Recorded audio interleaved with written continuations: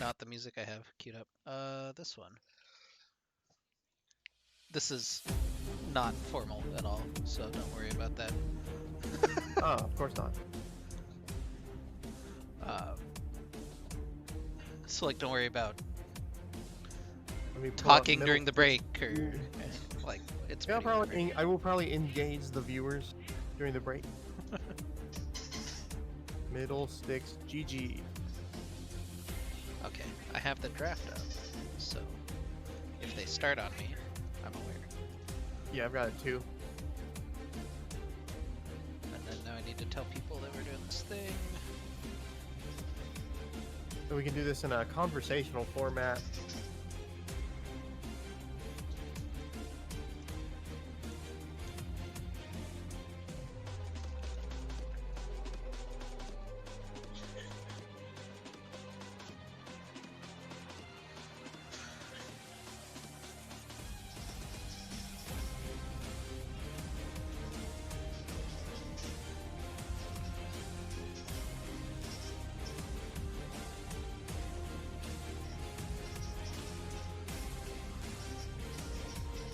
I like the background music you've chosen for me to watch this crow stuck in a cyclical hell.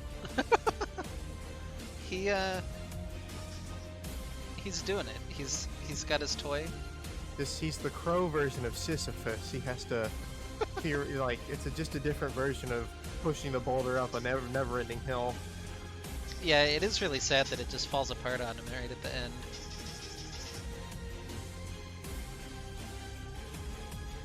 He doesn't question. He just does it again.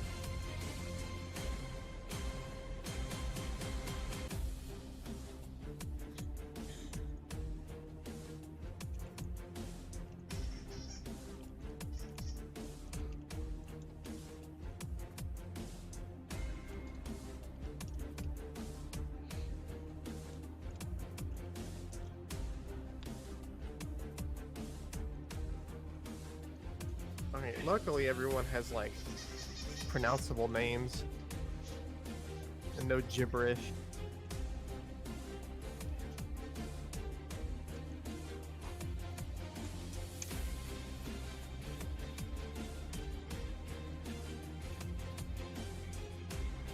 That's always a bonus. Although sometimes you have to play the classic game. Is it a Pokemon, a mineral, or a pharmaceutical? We can play anyway. Like Lordicus. Is that a Pokemon, mineral, or a pharmaceutical? That's definitely a pharmaceutical. I can buy that. Definitely.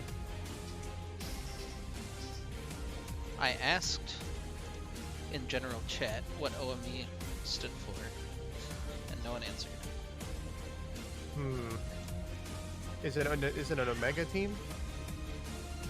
They don't have the same logo as Omega. Oh. They have their own. They have their own thing. They have a bunch of different colors. It's their theme. Off Meta Esports. Meta Esports. Okay, I like it. We'll see if they live up to their name. That would be exciting. Oh, they're Drexel University. Okay, but not really. Drexel Not University. officially. Not officially. I feel that. Okay. That's like. I wonder what off meta means to them, because it means something else to everybody.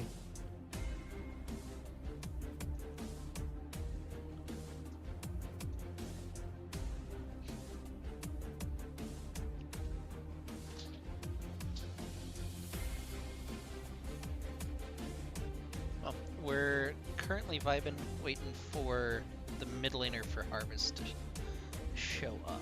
So. Well, he's got a whole minute until the official start time of this match. And you know, there's probably a little bit of a lenient window of time that he could show up in. He has an invite in the server, so he's around. There he is.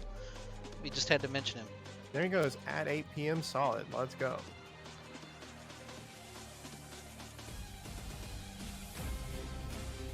Is it really an amateur series if it doesn't start like 5 minutes late? Nope. Especially with college teams. I think they're the worst offenders in my experience.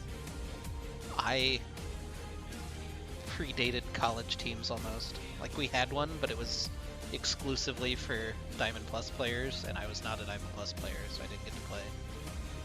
I played on our StarCraft team. That was my time at LSU was before collegiate esports kind of took off. Yeah. They had a team, but it was mostly just like a little group of friends, and you couldn't just insert yourself into it. They didn't do tryouts or anything. Yeah.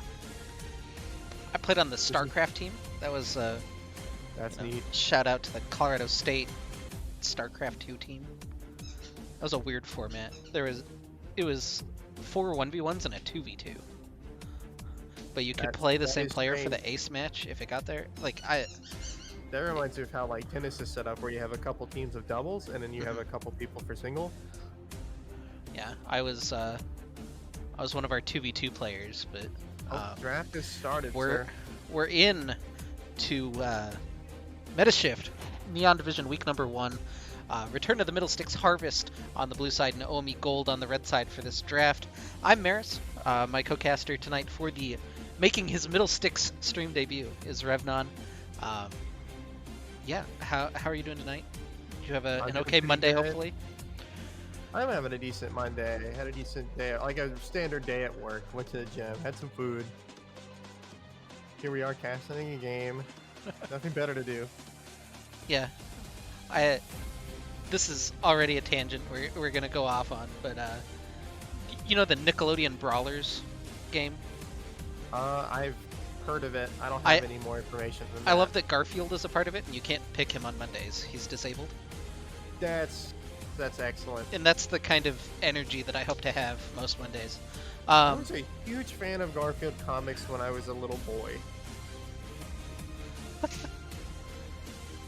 Alright, well, there's some bans that have happened. No Fiora, no Cassiopeia, no Diana, no Kled. These feel very targeted and not particularly meta picks, and Renata is the last one. No, I feel like this is isn't this kind of the norm for leagues kind of below like Diamond or so, where your meta champs are simply not as strong? Like, it's more about your people's comforts. Yeah, the interesting thing I think now for Harvest, Matsuro's Thresh is available, which is his most played champion by a lot.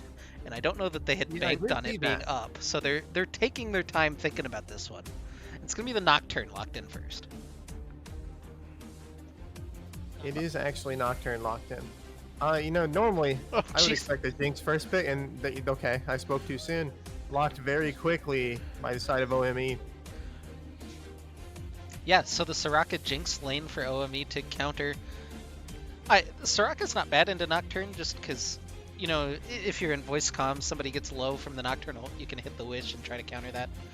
Right, there is a little bit of help she can offer. It won't be... I think it'll be more important for team fighting rather than like Nocturne ganking, of course. Okay, they're going to pick up a Shin to combo with the Nocturne. That's a classic. It's going to be pretty difficult for Jinx to deal with. However, Soraka's silence, if placed correctly, will prevent Shin from like taunting after he lands, which is pretty significant, I think.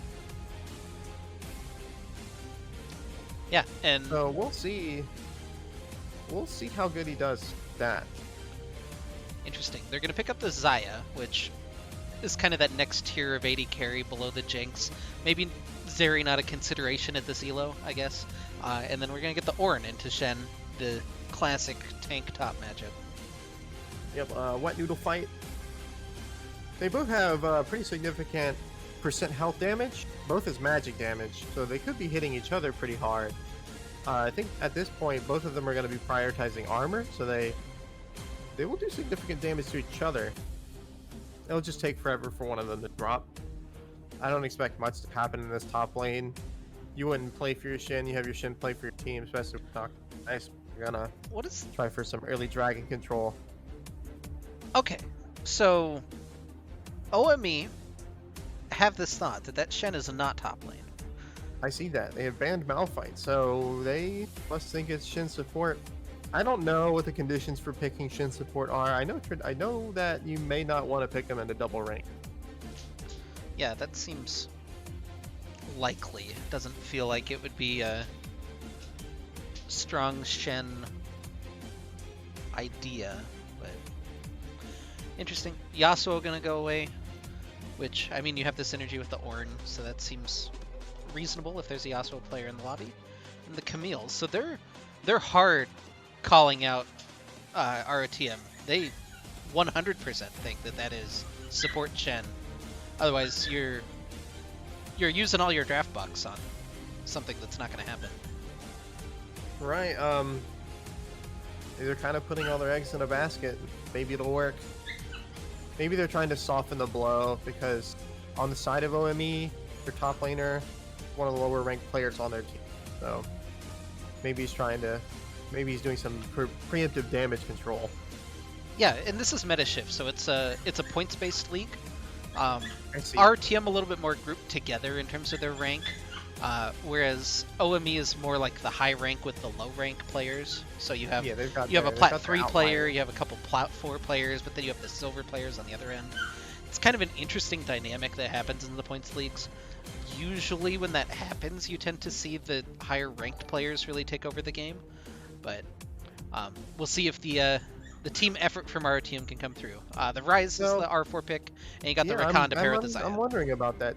I would expect that red team here would simply have picked their jungler on 4, but you know, with the points-based league, their jungler is bronze.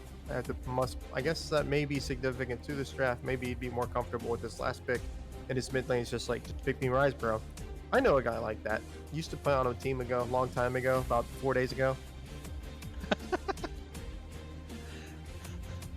Well, Ari going to be locked in for Death Lotus, and then the Viego is our last pick. It's a lot of, using your very last pick on jungle is kind of unusual to begin with, and then when you get this far, usually you have something that's like a very specific, champion that's like, oh, it gets hard countered by this. So either they saw something that they didn't like and they checked off of that counter, or it just feels like a weird draft that you would go Viego last pick. If that wasn't the case, if you're not setting up for something specific, I don't know what you would set up for, but like, you have a Master Yi player or something. If you're holding that to see if there's enough hard CC on the enemy team to ruin your day, maybe. I don't know.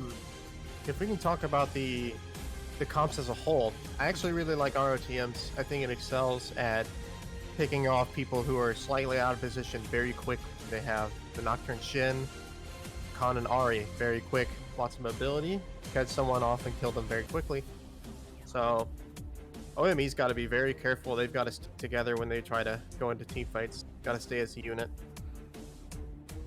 Yeah, and OME I think has maybe the more traditional team comp. Like you think of, you have your big area, zones of control, your big 5v5 team fight comp. It fits into that mold a little bit better. I feel like they don't necessarily have like good lanes to support ganks. Potentially top lane, or could keep someone locked down for a little while, but I feel like it might be hard for Viego to get anything done. Like, it's kind of hard to go mid if Ari's got ult up. It's kind of hard to go bot. These, like, Xayah and Shin, they play at either a distance or have a dash ready. Soraka isn't a engager. I mean, if she has a slow to offer in that regard, so if they dodge the Viego stun, they're basically out. So then I think it's much easier. It's much easier for blue team to pull off ganks, support Nocturne in the river. So then you're expecting Viego to try to adopt more of like a counter gank role, or I think he something has like to. that. I'm not really up to speed on jungle clear times, especially with Nocturne involved. Nocturne sounds like he clears fast to me, I think. I don't know, I might be talking nonsense. Junglers start talking and my ears turn off.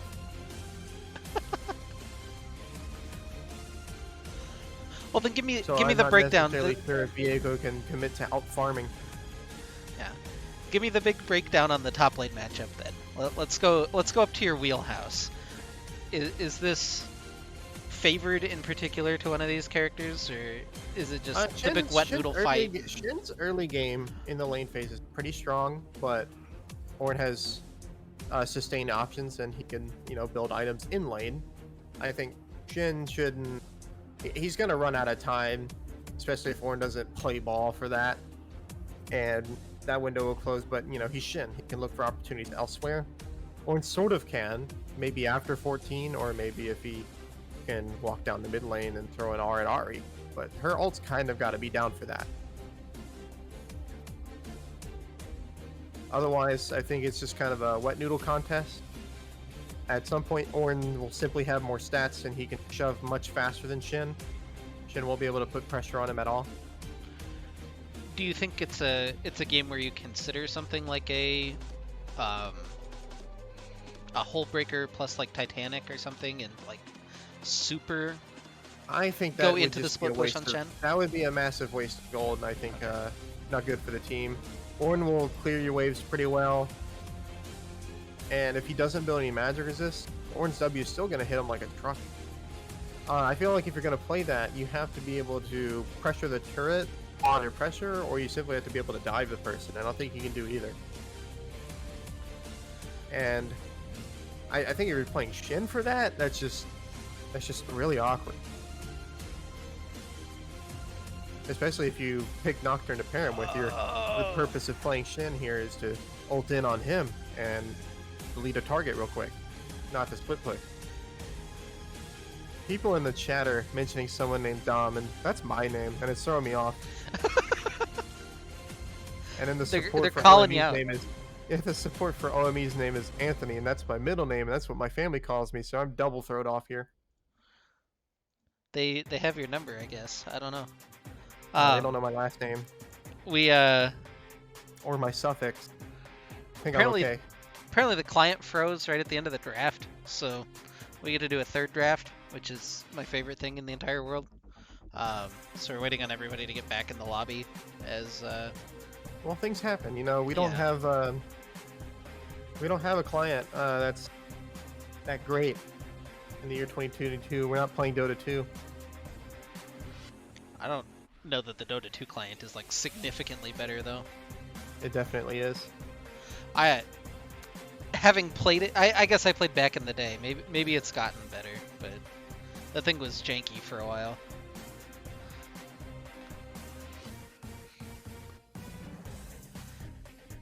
I still can't. I can't play Dota with any like regard. I just can't get over the turn radius. The thing. Once you get used to playing the game, it starts to feel like a natural part of it, and the movement feels normal. But you do have to get over that as a person moving from League to Dota 2. And whenever you come back to League, like I do, for periods of time, everything feels smoother and I guess a little more responsive. And then I also am more observant of like what's happening because there's just more going on in Dota, more to pay attention to. And so when you come back to League and you're playing top lane, you're sitting there farming and teleport has been nerfed, so you can't use it to help your team until about 14 minutes. It just, brain is off. Just have your courier bring you a scroll and If only. Oh man, can you imagine the complaining?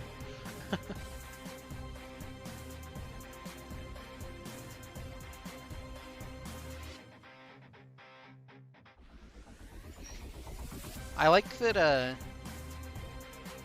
sorry, I know I can't show the chat on stream, but Harvest was ready to go. They're like, okay, let's start. And OME is the one they're like, guys, you don't have a support right now. So They're like, R, we'll just 4v5. we don't need Matsuro.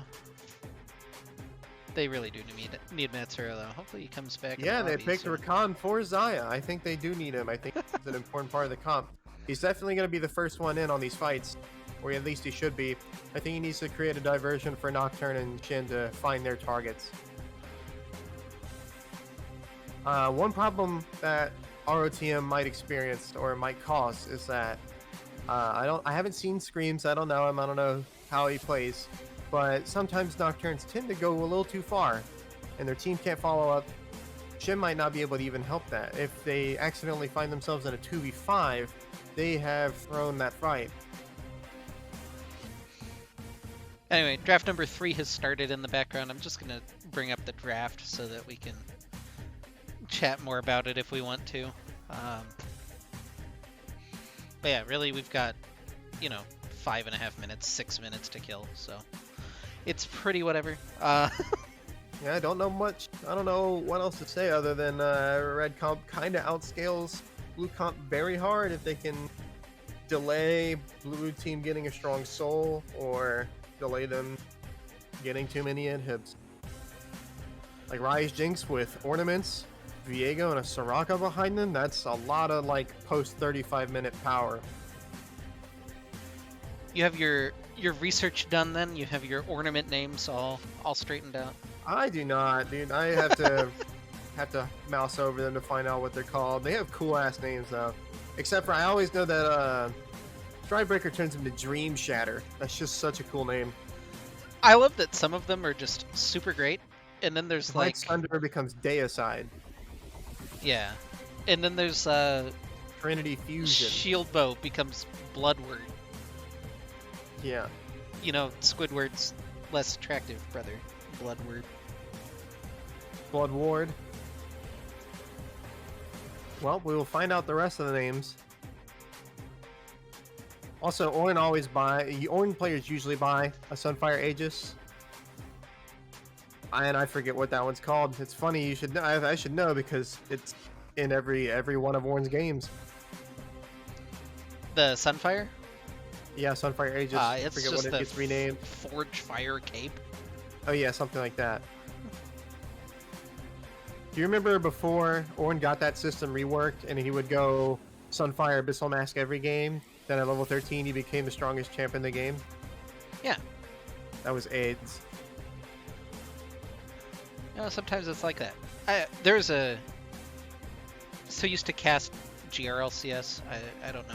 I'm just name dropping at this point. But there was this diamond player named Mechanical Reaper who was insistent that 2-item Shen. I know who that is. 2-item Shen was the strongest character in the entire game. He finishes Sunfire Cape and Titanic Hydra. And he was convinced he could 1v1 anybody with those 2 items and kill them, no matter what other 2 items they had. I don't know about that. As a resident Mordekaiser player, I think Mordekaiser Riftmaker and at the time Leandries would have dealt with that. Or actually, no, wouldn't have been Leandries. Would have been Demonic Embrace. I think that would have dealt with it. Well, we have officially locked in the draft for the first time. Yeah, we are getting there. Well, we have 39 seconds and then 3 more minutes. How great.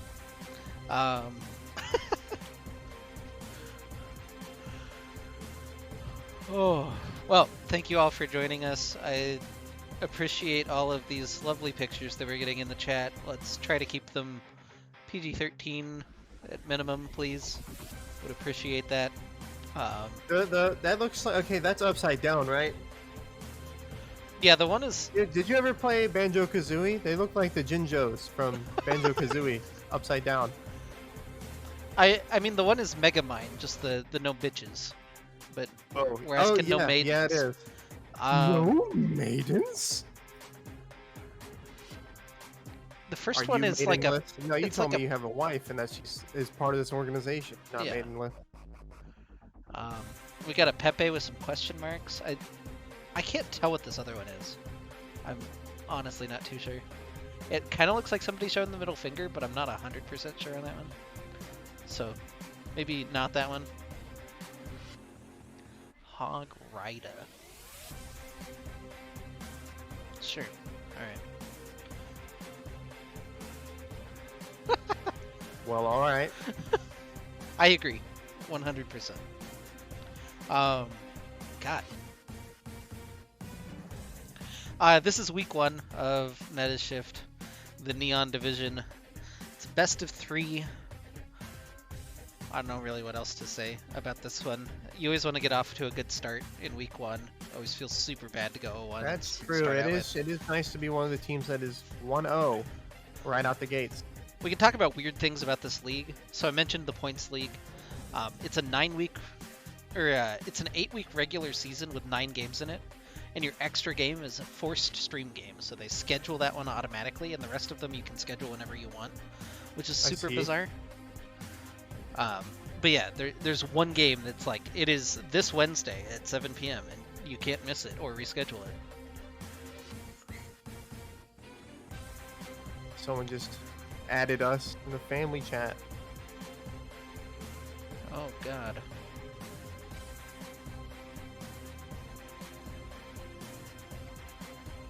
Oh, that's somebody's watching for you, not me. I'm not Matsuro. Oh, that's right. You are not Matsuro 5. Matsuro 5 is playing, isn't he? Yeah, Yes, he's he where is. he's playing Rakan. He's Mr. Rakan.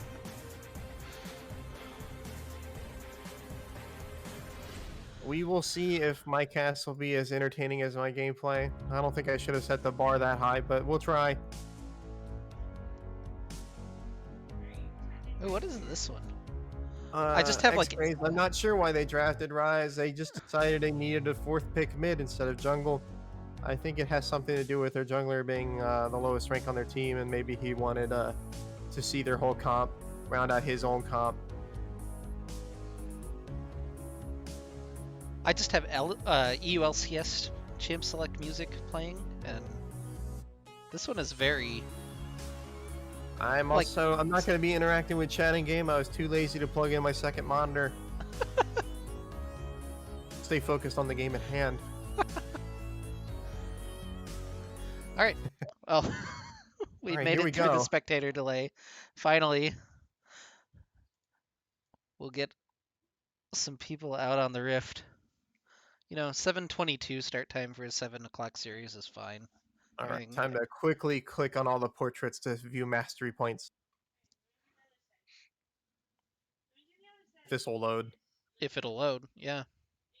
Oh, there it goes. We did it. Okay. Click, click, click, click, click, click, click. Okay, we got locked mastery Shin with Ignite versus M6 Ornn with Teleport. I'm not that big of a fan of Ignite on Shin in a lane like this where you have limited kill pressure. Maybe that means Nocturne is going to be visiting top. But I feel like taking Teleport on Shin makes you lose less whenever you TP away. Although Ornn doesn't do that much damage to towers, so he should be fine. But, you know, maybe Viego would see that as an opportunity and bring a Herald up there and wait for Shin to go leave.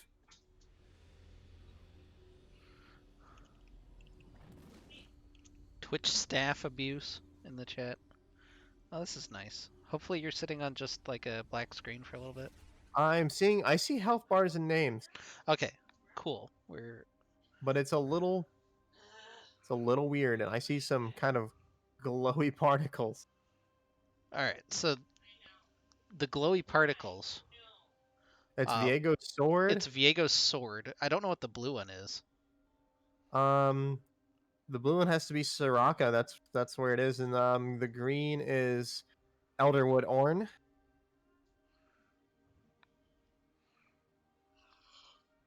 Oh man, this is so awkward. It's frozen.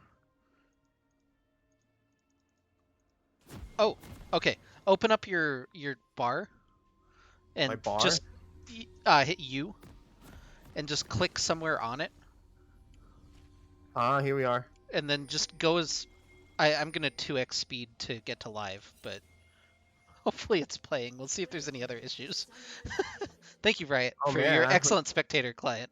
On the blue side is Return of the Middle Sticks Okay, Harvest. I'm at 50 seconds. Are you? I'm getting there. We're 2xing all the way up there, just in case something had happened. So both teams performed a 5-point. I thought that blue team had a better level 1 to go for.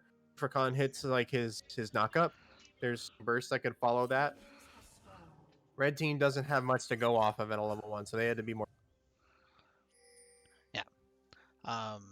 OME on the red side wearing the red health bars for game number 1. Matsuro just out saying hello to DU Anthony. Not a whole lot of extra vision gained at level 1, just a little ward off toward the Raptors gained by ROTM, and mostly defensive vision for OME, and both junglers starting on the bottom side. Kind of interesting for Scrams as he's on the Raptor clear first. Is it Scrams? Is it not Screams? So, just because I know him, yeah, his old name was Scrambles. I don't know why he changed it to grams with an A combined with an E. But yeah. Okay, we got a little scuffle in the bot lane. Yeah, level 1 immediately Xayah And and Rakan. Soraka will flash. That's how you do it, though. You start W on the Xayah I and the said Xayah Rakan. instead of Soraka. Yeah, I think Red Team, they could not know where Nocturne started. They didn't get any vision on him, and he solo started. Not that you'd expect the Nocturne to really want to do a whole lot early. This is interesting from Viego, though. Snowy Troop goes blue Gromp, and then he's going all the way around to hit a Blast Cone to his red. Maybe he's half expecting to, have Nocturne waiting there for him, which, if he gets Another knock up at level 2, Silver Bullet pretty low. The Ignite coming out, flash forward for an auto, and it's first blood for Metsuro.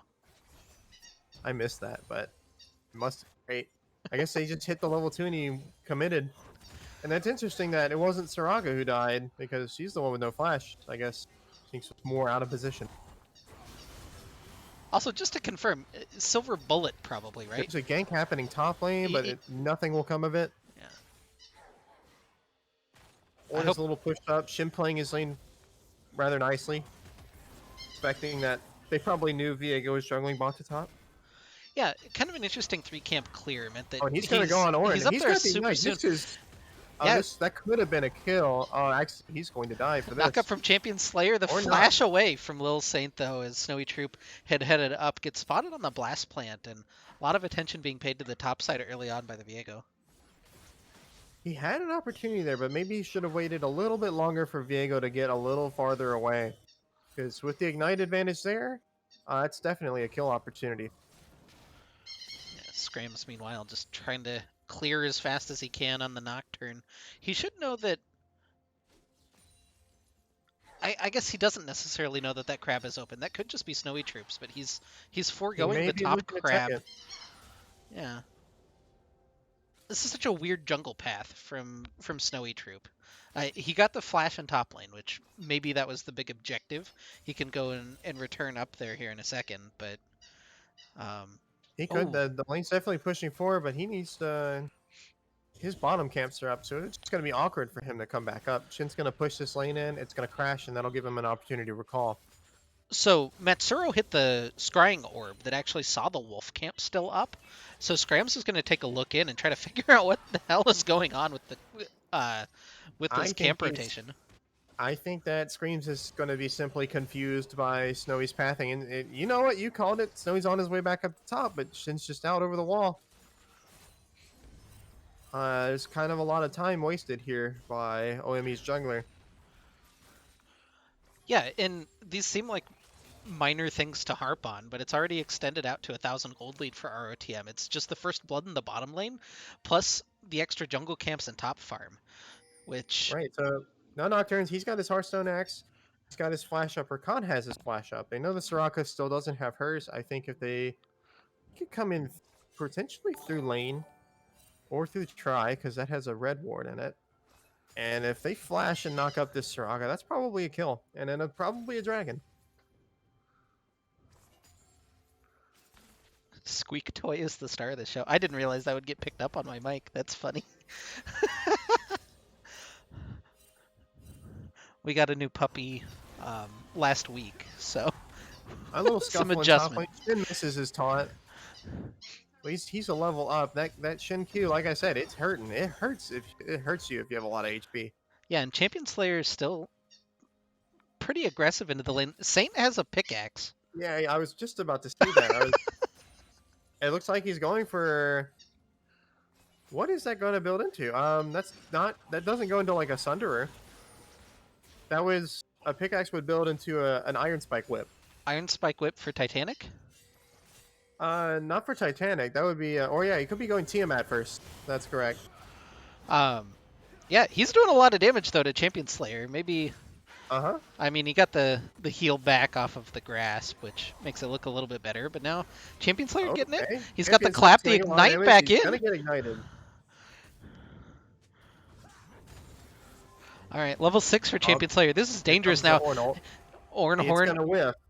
Just dodged by Little Saint. Now he's an alcove gamer. Champion Slayer got the Q. He's got the taunt back over Saint. Can he get out? The flash Oh, clap forward, ooh. down to 100 health, the Searing Charge, the auto, and it's a kill, the solo kill for Champion Slayer. Okay, well, Shin losing that with his pickaxe and his ignite. Ornn's in the driver's seat in this matchup now. It's got to be rough. Yeah, Lordicus clearing a ward, that seems a little bit risky. Death Lotus has level 6, has Ignite available. So, feels a little rough right now to try to move away from that lane as the Rise. Just missing that tiny bit of health makes all the difference there. It is just it's scary to move into the river as Rise when you know Nocturne is hitting 6 soon, and you're playing against Ari, who can be there in a heartbeat. So I think his prerogative is to simply just keep clearing, not lose too much HP, and definitely not have his flash blown in a 1v1 situation. Yeah, he and Snowy Trooper hanging around near this dragon area. This might be a little attempt at a bait. They have Ari walking down, going to dash in with the Spirit Rush. Charm lands onto Lordicus, but in comes the squad, and the zap actually doesn't matter. It's just the kill going to Snowy Troop, but that might be the dragon for He OME thought he now. had that. There could be a response to this. Nocturne is now no, he's not 6 yet. Still not 6. Yeah, he needs That another. was okay. Question. That Soraka is level 6 before Nocturne is. That is kind of That is interesting. interesting. Realm Warp is actually Okay, going I got a behind Realm Duvranga Warp and Matsuro. The Feather Storm coming out. They come in with the Shenhold and the Nocturne ult directly on top of Silver Bullet, trying to take down the Jinx to start off with. Matsuro dashes forward. They're looking for any damage. They finish off Snowy Troop first. They don't get the target that they actually dove onto, but they do get the trade kill back. Oh, the Jinx rocket from Silver Bullet finds Saint in the bottom lane. So an overall win for OME. I don't know if you saw the direction in which that Zaya ult was thrown, but if it was thrown upwards into the river instead of to the side, I think that turns out a lot better for them. Pretty well played by OME to weather the first Nocturne Shin R combo of the game and come out on top still.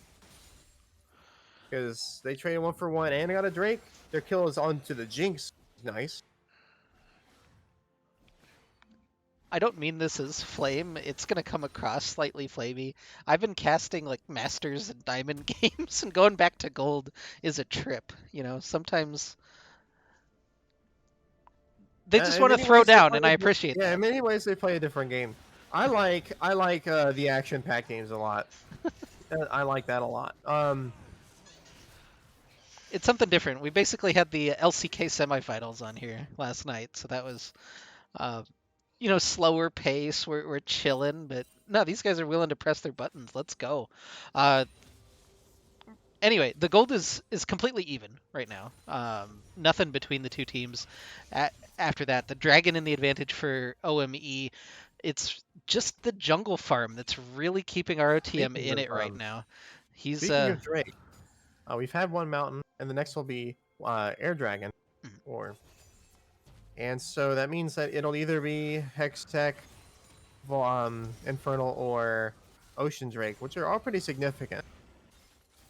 Either team getting those here is going to be quite powerful. I think for red team, if it's an Ocean Drake, quite powerful. They're going to have a lot of health pools, a lot of healing going on. It's going to be difficult for blue team to get through that. Yeah, in comes We have Champion Ornn Slayer jumping up looking and for heart rate, Scrams, an gets the open. Ornhorn. They use the Paranoia to go in, trying to take down the Viego. They'll finish him off to start off with, and now Scrams and Lil Saint turn in onto Champion Slayer. Death Lotus is here, diving in and out with the Ari ult. They get the Wish coming through just to try to save Champion Slayer. He's away with 100 health, so the Wish did its job, but the Q comes back through. Why did Ornn walk back in? He was out.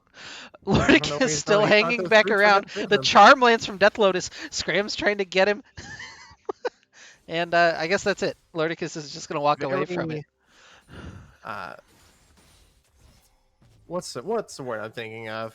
Very clever, I suppose, for them to recognize that they could simply just turn on Viego. Ornn's blown all his cooldowns, and Viego's a sitting duck. They grab him. They get that kill. Ari is able to rotate for Rise, which is expected. Matsuro. At that point, they're just out of steam. Matsuro's hanging around in the alcove. They definitely know. He hits the quickening plus the knockup. Anthony pretty low. And Duvranga they just don't have trying a to get some Soraka buff for autos through. this. There's nothing for Soraka to do there. Duvranga gets the kill. And even continuing looking for Silver Bullet. They get the root. Do they have the damage to actually chunk on through? The Feather Storm for the double kill for Duvranga. Excellently played there. Recognizing the Soraka ult is down, remembering her summoner spells are also down. Finding an opportunity. Alcove Gaming. Surprised they don't go for any plates there. Yeah, they're immediately hitting back. I wonder if they're worried about a potential Viego plus Rise or something weird Potentially. happening And down there. speaking of Viego, he is building an Immortal Shield Bow. All right. Cool. That's not something you see anymore. The norm is definitely like Sunder and Bork. I see them go like Bork first a lot of the times, which I think Sunder and Bork is a lot of damage versus this blue team. It would be great versus the Shin. Maybe the shield bow will work out. It might help him not get one shot, which blue team definitely will excel at. Yeah, 30 seconds on this dragon, and neither team really looking at it. You have definitely numbers advantage down for OME right now with Snowy Troop headed down. Feels a little late on this setup maybe for both teams, but We have a potential paranoia happening right now. yeah, Scrams sees it, Yeah, gonna he's hit it going. right off of that last auto. They're gonna get the Shen ult directly on top. Matsuro though directly on top of the Flame Chompers. They get the Charm. Silver Bullet taken pretty low. Scrams will, well, Saint will finish him off with the Ignite, and Anthony falls as well. So the 2 kills right before the Dragon spawns for ROTM. It's well timed out. I was wrong to fear as Scrams and Saint show up and take down a couple of kills. Yeah, it's tough. You can have your wave pushed up to think you're safe to go remove a ward, but playing against Nocturne, it's not actually safe. Yeah, they're losing quite a bit on the top side. It's a lot in the pocket of Champion Slayer. Meanwhile, 1v1 mid, Lordicus low, Death Lotus forward. He's got the Foxfire, and he'll get the solo kill. That was slightly awkward. I didn't think it seems like he hesitated to go in with his second dash, and then a little late, and then he feels encouraged to flash. Where in reality, I don't think he needed to do that. Yeah, and I kind of like this from Rodham. They're going to drop the Rift Herald bottom to make sure that they get the tower plus the plates. Get that little extra injection of gold rather than going immediately for the dragon, and they still get the dragon back on top of that. So Right? nice I little think sequence for them. when is Rift Herald going to be up? I think it would be a good window to. Well, I guess they're going to send their bot lane mid, and they can rotate to Rift from there. But I think it could be a good idea to send some extra people top, pull off a gank, and then go for that tower. Yeah, they're going to use the They have an Ornhorn Ornn ult onto on the little Shen. Saint. They've got a lot of crowd control, but do they actually have the damage to chunk through this Shen? The Caretaker, or the Spirit's Refuge, actually doing quite a bit. The Ignite just dropped onto Snowy Troop for a little bit of extra damage. Trying to hold this tower now, less than 1,000 health. Champion Slayer should be able to knock it down here, and just a couple more autos, and Snowy Troop still continuing onward. They take down the tower, and they'll not be able to finish off the Shen. Rakan actually gets in and is able to trade that one. Matsuro's still looking for a little bit more. The Jinx Rocket just sailing through, saying hello, and Champion Slayer going to walk on out. He's going to decide he doesn't have the damage for that. That was quite interesting. You saw Ornn went for the demolish on the turret thinking it would kill it, but minions were not actually in range, and so it dealt reduced damage. Yeah. Here's a Nocturne ult. Nocturne ult into the bottom side. That was a really good Everfrost, actually. Got the big value out of that. It's not going to save him, but, hit the double root. That's all you can really ask for in that situation. And Scrams with his 3rd kill up to 3-0-3. That situation reminded me of when Rise could use stasis in his ult and get away for free. Do you remember that? Yeah, that was an interaction that existed. Yeah, that was crazy, and it was in like every pro game. That was unfun to play against. Yeah, Rise just becomes ungankable on a 90-second cooldown. Kind of unlucky. So talking about items, Shin he's doing his Tiamat. Looks like he's probably gonna go for, I'd say he's kind of low on gold. He's only got 73 CS, and it's nearly 20 minutes. I think he should just opt for the Iceborne for the cost efficiency and call it a day. We're not about cost efficiency, though. You got to go for the big items. You want the big, juicy spikes, I suppose you can. It's just gonna take you longer to get there. I agree, but Anthony can't be here. He doesn't know that he can't be there, but now he does. And Metzger is going to find him. Mm, That's another he's kill gonna for learn Duvranga. today. And the Gale Force forward, he's still looking for it. Flashes for the Featherstorm. The aggressiveness. He does get the flash out of Silver Bullet, but ROTM Right. really having their way over this jungle. Yeah, Devranga, recognizing he has the item advantage there, Jinx has not completed her mythic. So regardless if she's going Gale Force or not, he's got a whole dash up on her. Yeah, 12 kills to 4, and a Harvest looking really good here in their debut game. And OME now trying to find a couple of answers. I appreciate that they're playing the comp that they picked. They went for this comp that has a lot of pick capability, and that's exactly what they're doing. What was that Jinx rocket for? Who knows? All right. There was a big discussion. I kind of hated it because of the way that I've seen it warp people who played Jinx. Um, but there was a huge discussion on LCS, like during the middle of the regular season, about using Jinx Rocket just to interrupt recalls and be annoying with it. And I now, don't think that's and now you smart. see Jinx's go for the recall interrupts over like actual teamfight damage. It's really bizarre to me. Like it's a low cooldown. Like the ult's almost Right. back up, but I understand. Like you can try that on Ashe if you've built a lot of CDR, but Jinx doesn't really build any CDR at all. So also I find that this Kraken Slayer purchase might be a little greedy considering the sort of single target focus that ROTM's comp brings. yep. I would have preferred to see like a Gale Force here to get her away from a Nocturne because Red Team does not have like on-demand CC other than like a dodgeable Viego stun and a Rise EW. So Scrams is out soloing the Rift Herald right now, able to take that one down with 35 seconds to go. OME had been trying to bait ROTM back toward the Drake area, and gave up on that pretty quickly as they lost mid control. But look at all the vision control right now for OME. They can kind of return in there whenever they want. But I like that Scrams is calling their bluff. Gonna go ahead and drop the Rift Herald mid. We're watching top laners do hot top laner They shit. could definitely send some people over east to flank this Ornn. All this vision doesn't necessarily matter if it's not going to be defended. Right, Here they Matsuro have a now in, sweep. immediately pulls the trigger, and Jinx has nowhere to go. Death Lotus takes it down. They pull in the It paranoia. cannot be her. It cannot be her face checking. Right. Right, with the Kraken Slayer. I don't think that's a. She can't do that. Yeah, second dragon gonna go the way of ROTM Harvest. They're I think they need to learn quick. I think OME needs to learn quickly that Orange just he's gotta leave lane and be there. yeah, He is it's their got to be only face Ornn or checker. Viego that checks that, and neither one of them were available at the time. So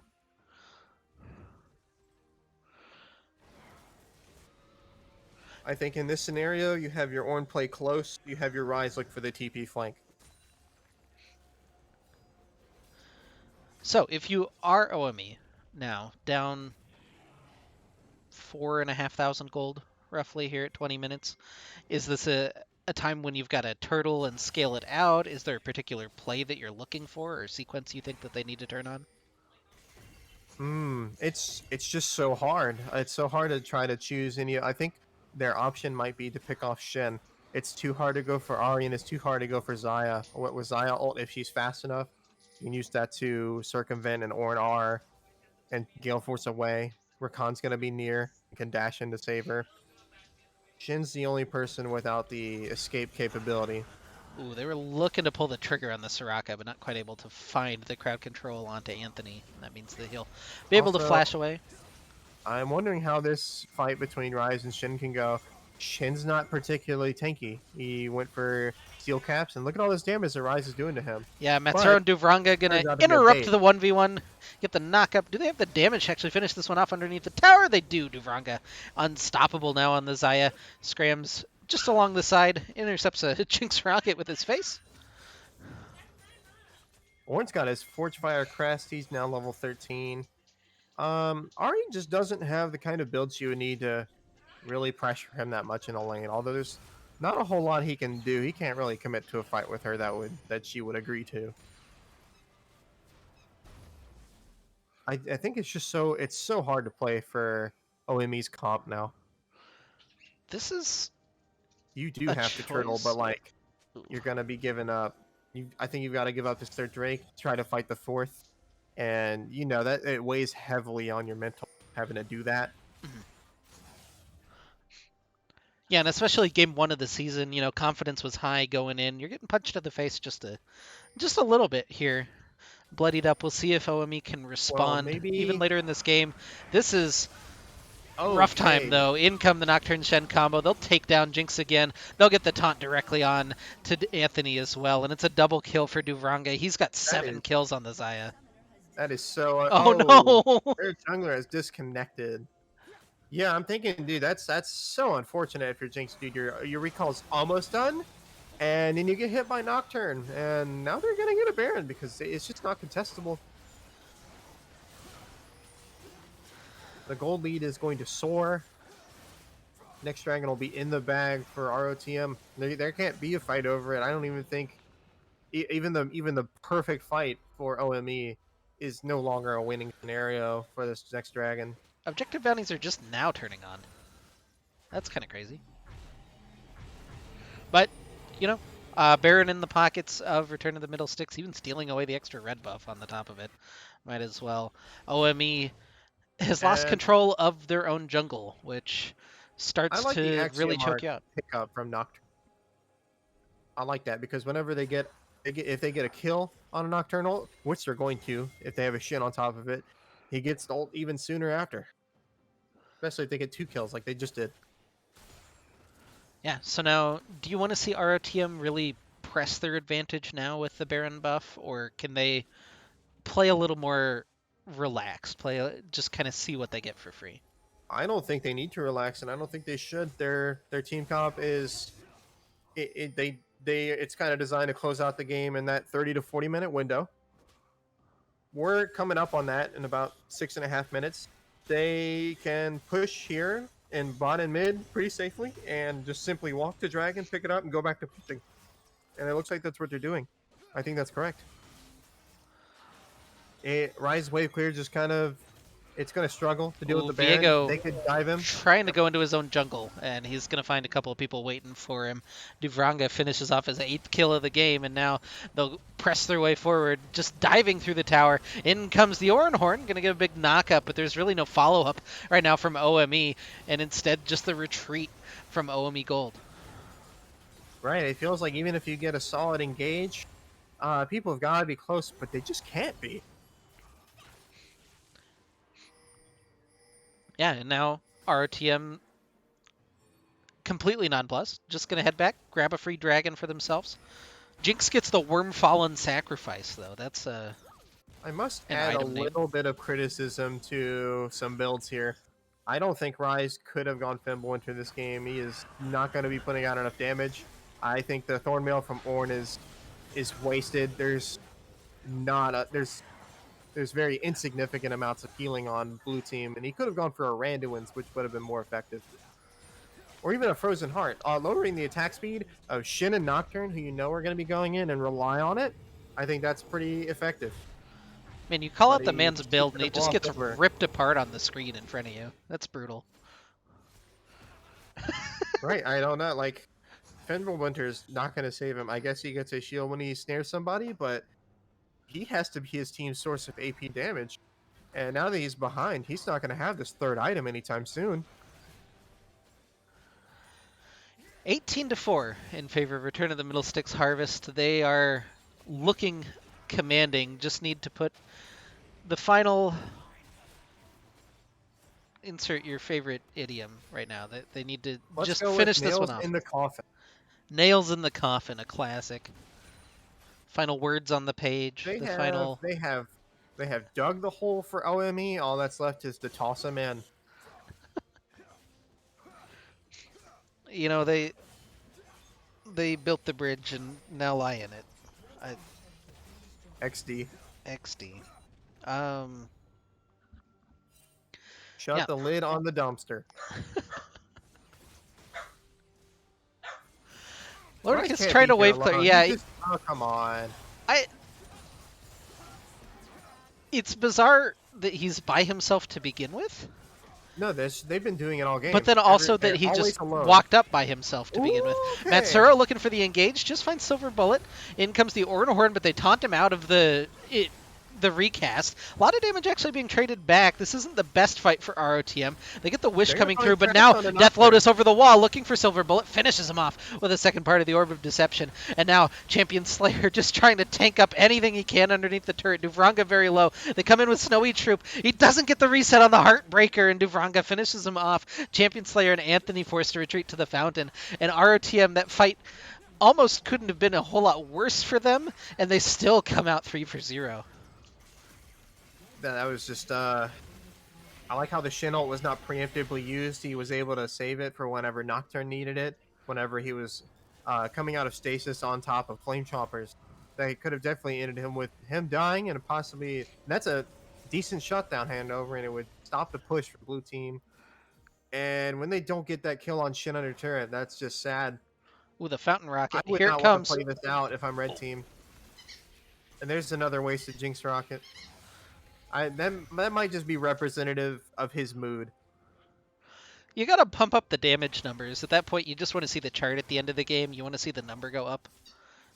I don't know. I'm not too concerned with my damage after I lose a game like this. Huh. I don't think, and I definitely don't want my teammate bringing that up.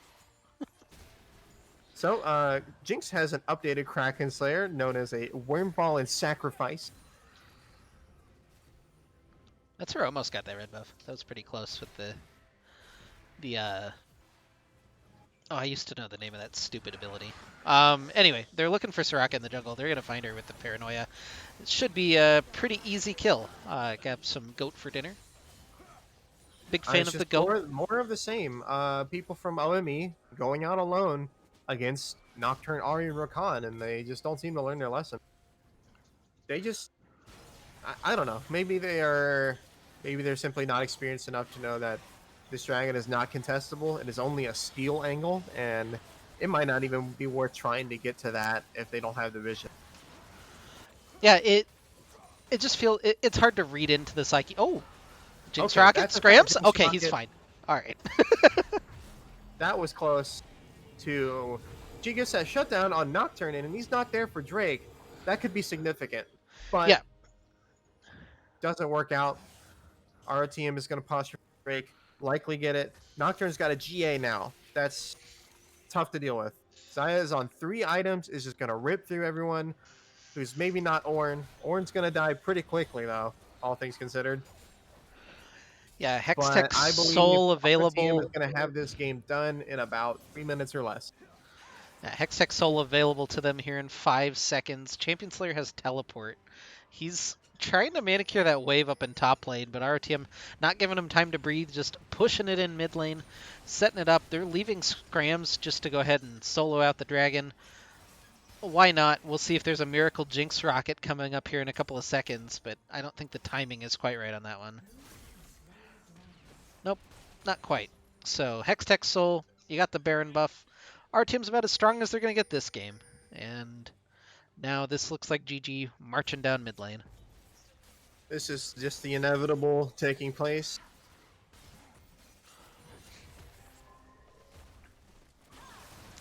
I want to see Zaya crit. Oh, there it was. I asked and I shall receive. I think she autoed that Jinx once. I don't want to read too much into that, but there's a Starcaster for Soraka before upgrading the Everfrost on Rise. A Starcaster. Well, yeah, actually, I don't really see much of the point of upgrading that item. The extra ability haste is nice, I suppose, but... Well, they did give Viego the Blood Ward, but I think Rise definitely needs whatever Everfrost turns into before Soraka gets her upgraded Moonstone. I think it's called Endless Winter. It's something really dumb. I don't like that one. And then I see Rise is also going for his own. This is like the lowest Rise damage build I've ever seen, and it's just Matsuro in, gets the charm onto the 2 carries, into the backline goes Scrams, looking for the Soraka as well. They don't care about this turret anymore. Duvranga getting autos through, Lordicus trying to kite, but he's got nowhere to go, and RTM tears through a couple of kills. It's Champion Slayer and Snowy Troop left to try to defend, and soon it won't be Champion Slayer. Now it's just Snowy Troop. And Nexus turrets are falling. Taunt not quite gonna land from Ari. So, That's what it. do you think needs to happen next game if OME wants a better chance? I think that they probably should not commit to one of these slow scaling team comps because it doesn't seem to be a style that they are comfortable executing. Uh, they just don't seem to understand when it is safe to ward their own jungle, which is a huge part of that. They gotta commit to their name, right? It's off meta esports. Let's see something wild. Let's see something weird that they're comfortable on. And you just got to give it your best shot, especially after a game like that. You just kind of throw something on, see what happens, see if something feels a little In bit those better. first few minutes, like, do you remember the first fight that happened after the first dragon in bot lane? That looked like the game could still go either way. And then it just started to completely fall apart for OME. The Nocturne got his second ult off, I suppose. Remember, it happened at the Herald, where Ornn all tried to all in Nocturne. It did not work out. Lost his Viego due to that, lost himself. They lost the Herald. It became a very hard game after that. And they just don't do well from behind against the repeated aggression of ROTM's comp. Now, I wanted to look at damage numbers, but my client is all messed up. Is yours? Yeah, no, it's Mine is big time messed up. I need to get you in really quick. Where'd you go, Repnon? Their lobby already. Oh, that's right. We're on a 3-minute delay. Doy. Let me get in there. All right, I'm here. I'm entrenched into the spectators category. Yeah, they had already filled the lobby up. I couldn't join with the tournament code because they were blocking So me. we swapped sides. Looks like. Do you think there's gonna be a Jinx first pick from Blue? Probably not. I don't. Probably. I I don't know think that they feel the they could value keep- of the Jinx after that last They game. could keep that. I don't think it was necessarily the Jinx pick. I think it was a lot on how her teammates. To be honest, like there were a couple times where she got caught, but it's just. What does Jinx do if the only person to stand in front of her is Ornn? Her mates didn't build any damage. Too much weight on her shoulders.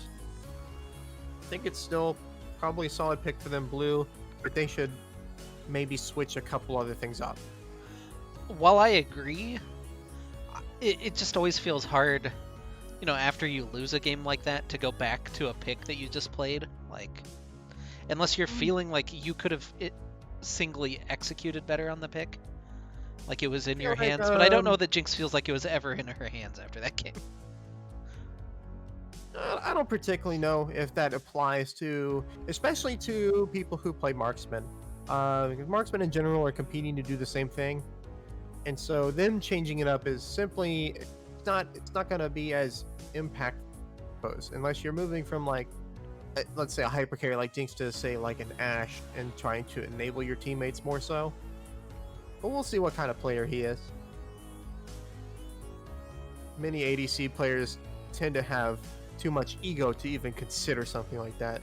They might vomit if you suggest it to them. I saw something in the Runeterra Academy Discord today. It was like all mid laners believe they're their own anime protagonist, and then a bunch of mid laners talked about it, and I was like, oh yeah, I guess that's true. I wouldn't understand that being a top lane Sigma male. First pick me Ornn. Okay, King, you got it.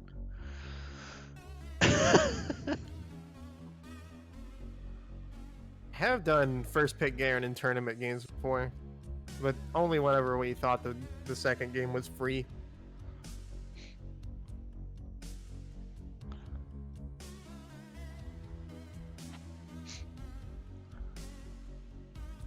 Coach giving feedback real quick. Who is the coach for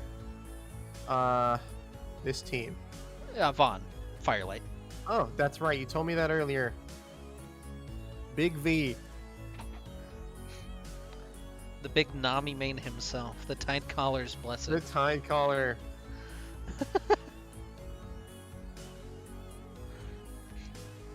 Oh, you even went all in on Chart of the Monolith too? I feel Yeah, that. I changed that though like a week ago.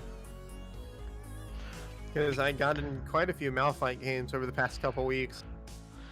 You gotta get the rest It of your just, boys in, I guess. I just had we had a lot of good Malphite opportunities. A lot of teams picking like triple auto attackers, and when we needed an engage, and if if he wanted to play Nami or like another enchanter, I didn't mind picking up the tab to play an engager. That's the real top mindset. That's My mindset is that I'll play tanks for a team if I think that they like actually carry from playing. Like, do I need to offer damage to the team? Are they able to win without doing that? I can play a tank for them then. They gotta pass the tank test, call it. yeah. When I played top lane, it was I wanted Camille every game, and if that mercifully got banned, then I'll play a tank for you. Fine, sure, but not give me Camille. I Champ's eat busted. Camille's for breakfast. I've played against that champ every day of my life for the past 4 years. Well, in gold you can get away with it, I guess. I can get away with it at Elo, honestly. Fair. Champ does too much. But it's okay. You find your own ways around it. Yeah, just get a Cho'Gath ult on your Q, no big deal.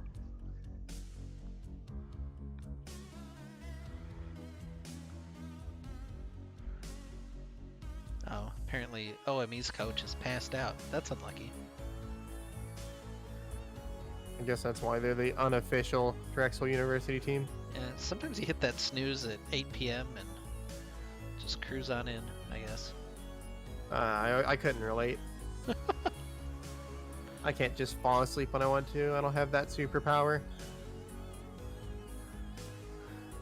Yeah, I'm on the sleepy end of the spectrum. I can sleep pretty much wherever. My wife is the opposite, so. I'm on the insomniac end of that. The insomniac train. Let's go.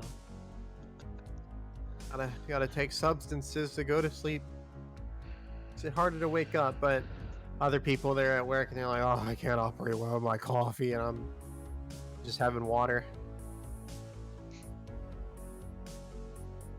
I think I'd much prefer having trouble falling asleep than having trouble staying awake. That would have so much more of an effect on my life.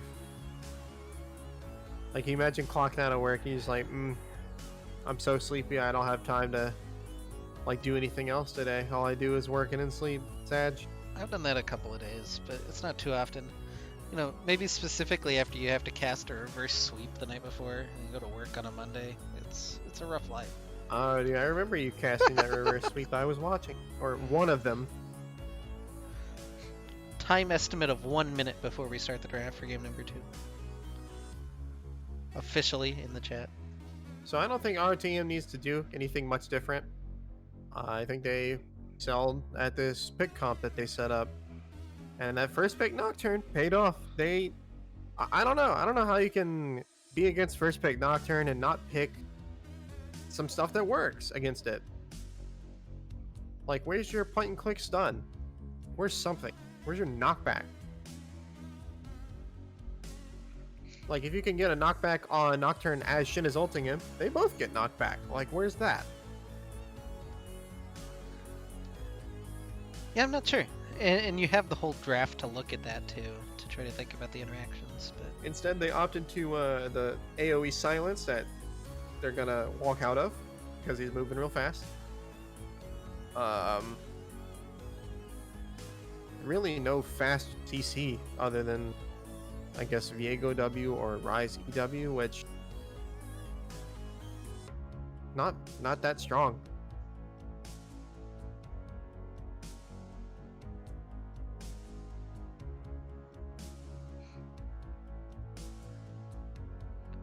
I'm interested to see who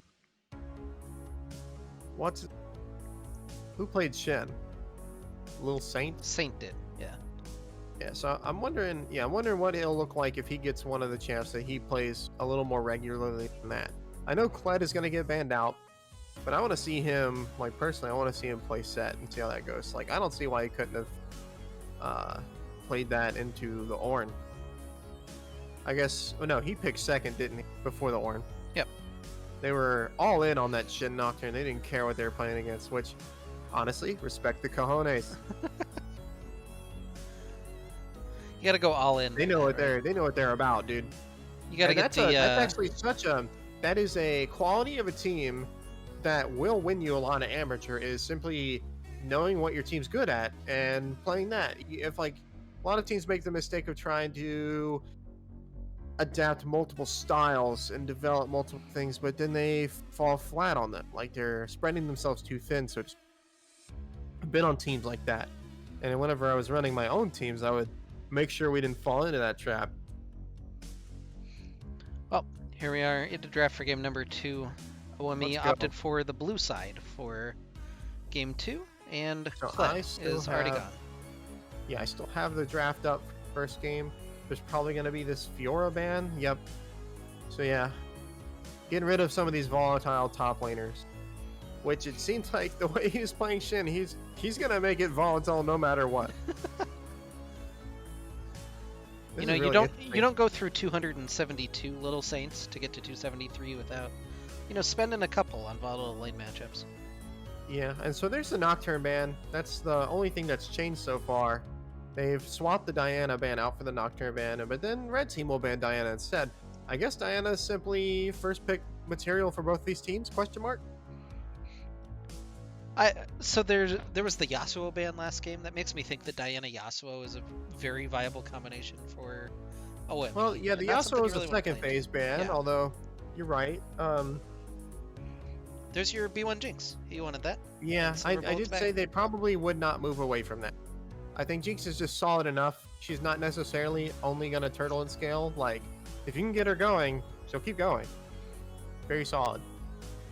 Do you feel like the Arcane buff will ever end? Or are we just going to roll into the Arcane Season 2 buff? I don't understand why they haven't nerfed her again. Like, they're nerfing Zeri again. But, in my opinion, Jinx is a little bit more solid than Zeri. I still think Zeri does need that second round of nerfs, but I would expect... Okay. We're going to take the bear pill, I'm gonna and stop then we're talking going about Jinx. we're going to pair it with the Twitch, and immediately Okay. the Nautilus and Cassiopeia in response. This is nuts, dude. I like watching this kind of gold average draft because they're just blind picking things that you wouldn't see blind picked at like the rank I play at. Like no one's gonna. I don't think I've seen anybody blind pick Cass since like pre-season of season 10. Yeah, our team needs another animal for their animal it's not an animal. They're gonna Alright, it's answer Blitzcrank and the Nautilus. All right, well, this is going to be a hype bot lane matchup potentially. I do like picking up the Volibear here. It's a very solid jungler. Kind of fits most styles of comps that you want to pick. Yeah, you got to take the bear pill sometimes, and our TM gonna opt for the bear pill. And sometimes it's a tough one to swallow, but it's a necessary one.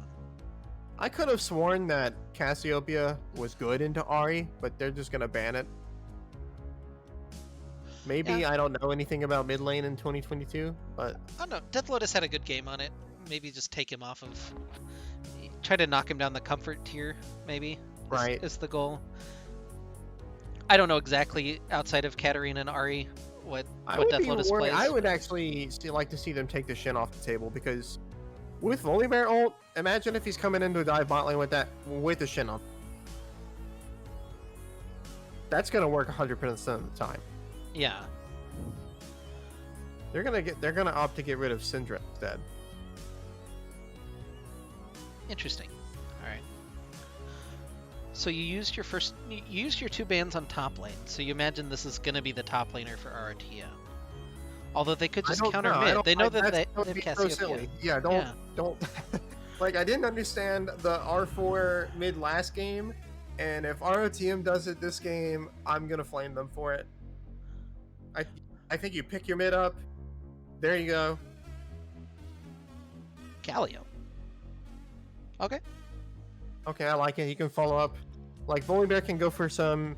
Maybe instead of ulting on top of people, he could potentially just go to ult behind, set up a Galio ult, so then the blue team will get kind of smushed.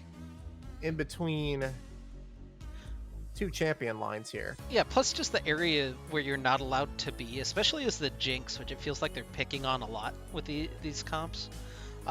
You know, you dive the tower, turn it off, get the Galio ult on top. Jinx, without getting the reset, has nowhere to go from that. But Also, remember I said that OME should not play that kind of scaling. I like their comp a lot more here. It looks like they have more go buttons for fighting team or starting team fights. More, I'd say more damage. Cassiopeia definitely offers more than Rise. Gangplank. And they're gonna have a Gangplank instead of an Ornn. I wonder what Mr. Saint likes to play in the Gangplank. I wonder if he's a Urgot enjoyer, such as myself. X-Craze says that Cassiopeia is unplayable for Galio, and I think I have to agree. That does sound like AIDS if you're Galio. Oh, it's the Shard of the Monolith. Then we have the Shard of the Monolith into a team with Cassiopeia and Amumu. I don't know how I feel about that. Maybe that's just what he likes in a Gangplank, but he just kind of just gets bullied in lane by Gangplank, and you can't really fight him. So, not a big fan of that, but yeah, maybe they simply wanted more go buttons, something for Galio to ult off of. And that just might be it. That might be what they need. They might need to simply get on Cass and blow her up before she starts killing everybody. I feel like Cheese Wheel Comet does okay into Gangplank, but yeah, I don't know about that. I feel like it does okay, but then yeah, okay once, like, is the operative. He just doesn't run out of mana, and so he's gonna heal himself. His poke does more than yours. If it's a barrel on you, lose so much HP because it penetrates armor. Yeah, plus he can just walk in with the passive, walk out. I think that red team wins fights if they get good ult, like wombo combos off here, right? They got big cooldowns they have to play with. Like the Volibear and Galio ults are some of the longest cooldowns in the game. But if they can get one or two people to just evaporate when they start a fight, I think they'll win it. But if they don't, Cassiopeia lives, she gets off a good miasma and starts stacking up her Conqueror if she has that. I think it's hard, very hard for ROTM at that point. Yeah, definitely some interesting drafts. What do you feel about the role of the Twitch in this comp? Is it survivable against Amumu, Nautilus, Cass, Gangplank? Well, Nautilus might not be in range. Ult. Twitch has a rather beefy frontline. He's got 4 frontliners to play behind. So, for Nautilus to be in range to press R on Twitch might get him killed. But we'll see. If they find it, they definitely shut down basically all of Red Team's damage output for a couple seconds, which might be all you need. However, you don't have a lot of backline access. Your hope is maybe Amumu flashing past the front line to get to Twitch? Is there a chance it's an AP Malphite? There's a chance, and that could actually work out pretty well for this whole trying to one-shot people thing. And I think if Jinx greeds and goes Kraken Slayer instead of Gale Force again, although Kraken Slayer would definitely be more warranted in this game than it was last, there's definitely more health pool to chew through, but you could just consign your Cassiopeia and Gangplank to doing that and buy the Gale Force to try to dodge the Malphite ult, because you can't dodge it. Just die. Anthony worrying me there, locking in with 1 second left. Weird we had to go to a third draft again. Oh boy. Yeah, this I think that's interesting. I'm curious. X-Craze out in the chat. You say okay, red side wins draft off of the Malphite pick? I don't know. I almost feel like this is a better draft for blue side. I'm in the Revnon camp, but personally, I would prefer to have OME's comp. I don't like the low damage output of red team. Like, I feel like Galio might not be able to get much done because he, Volibear could fly into mid lane if Galio can get his E and W off on cast, which she'll be playing at the range necessary for that. They could put her in the dumpster, maybe. Yeah, But she can in also like a side lane counter. scenario, I think she just wins that straight up, and even has some Ah, 1v2 okay. capability. Shard of the Monolith wins every game, says X Craze. That's true. That's indisputable. Man, if that was true, we would have won UML. Sorry. I think there was some lag happening. I'm not really sure. There's this champ called Graves happening. That's also fair. That's fine. Oh, I remember the most important thing was to have fun, and I think I had fun. Is that like a league rule, or was that a team thing? That was my personal rule because I Okay. was. The idea was to simply play in it and not scrim. Not really. We didn't even plan for any of the matches. We would kind of show up, briefly talk about what we're. Maybe not even that. We just kind of get in a draft, be like, okay, what do they play? And then we got to the grand finals doing that. I think Yes. simply off of the backs of our tournament experience, we simply just know how to go in and play against different kinds of teams. Was it Cafe 3 that beat you both times? No, we Both beat losses? Cafe 3 in the regular season, and then they Okay. had different players. Grand finals, they had definitely had a huge upgrade in their jungle. Ah, that's unlucky. Sometimes you make the big roster move, I guess. Then it was also our jungler's birthday, and we had an exceptional player for our sub, but might have been nicer to have the guy we had been playing with. Yeah. All Well, right, Fireline. Okay, Vaughn says in a silver gold game, I take Malphite Galio over Cassio GP.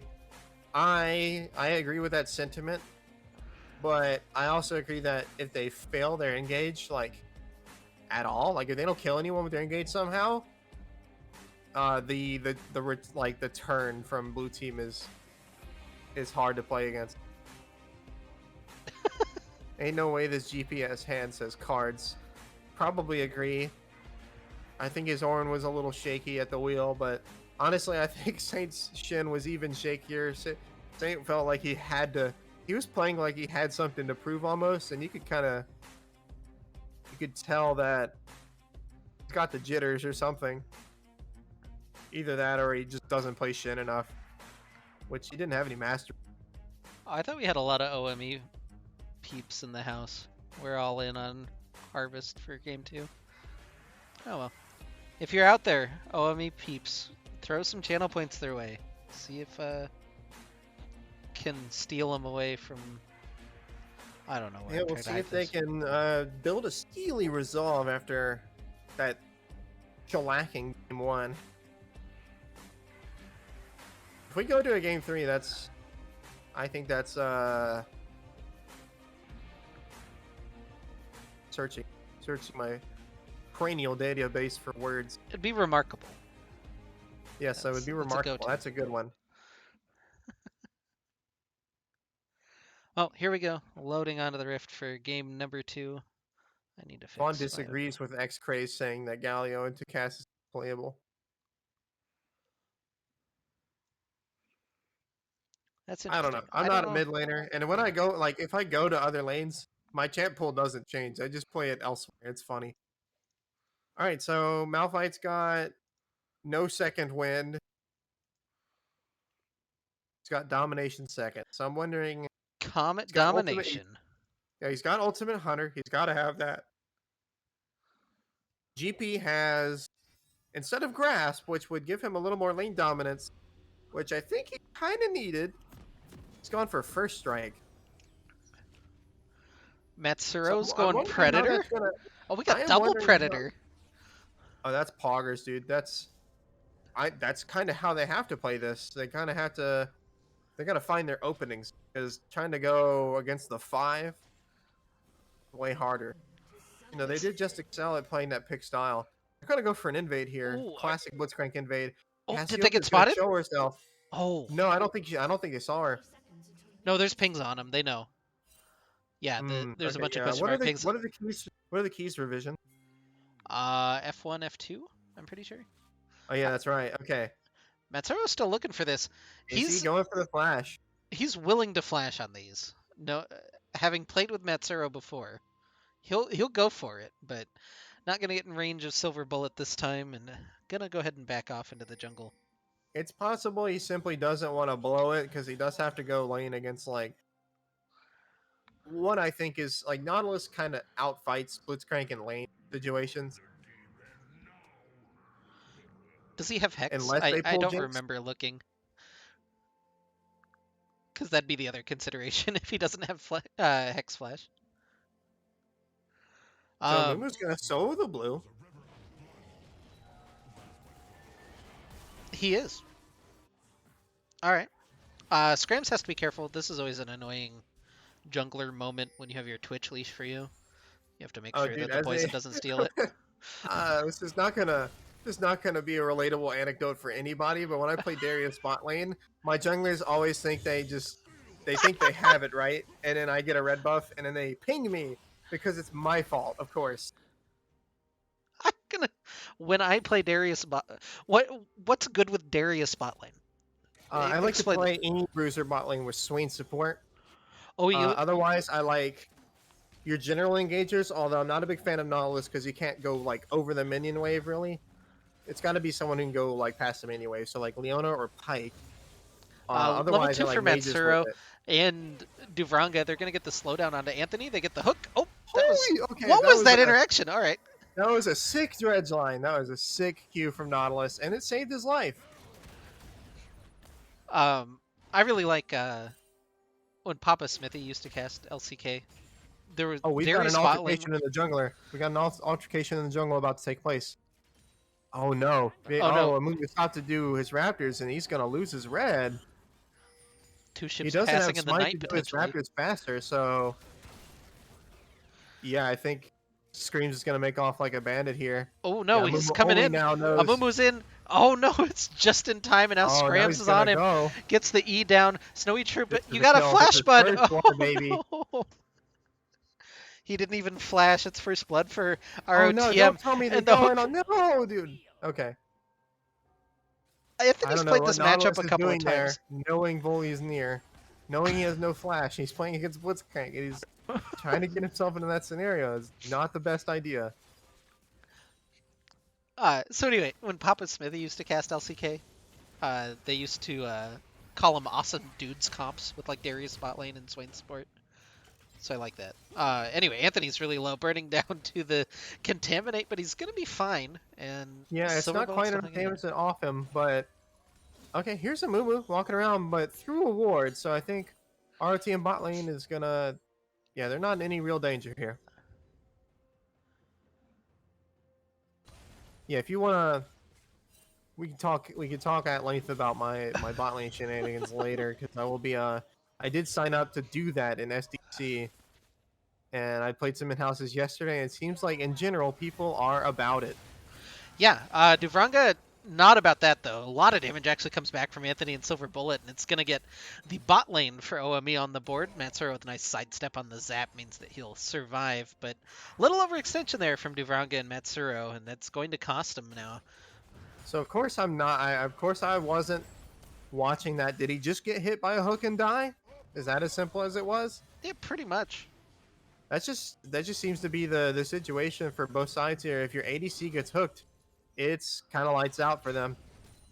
Yeah, Duvranga trying to scurry back to lane and catch this wave underneath tower, but he's hurting a little bit in terms of his CS, and Silver Bullet gonna get a much better back, and I guess that's not super much better. He's gonna buy the Berserker Greaves. Oh, and earlier when you said it could be an AP Malphite, that does kind of look like what it's going to be. He's got a tier. I don't know if that'll be for a Fimbulwinter or for a potential Seraph, which would be really funny on Malphite. I'm a fan of Fimbulwinter on any champ I can reasonably build it on. Just such a crazy item. It's about to get nerfed. You just build that shit on anybody in ARAM. That's the Oh, yeah. item, by the way. You know, while there's this little wall, I can tell you it's if you buy a tier on Darius, you stack it for free if you last hit with Crippling Strike because it refunds your mana. Snowy Troop has to flash away from Scrams, who's just applying so much pressure. He's taken the bear pill and he's shoving it down the throat of Snowy Troop. Yeah, this is a hard game for Amumu to play.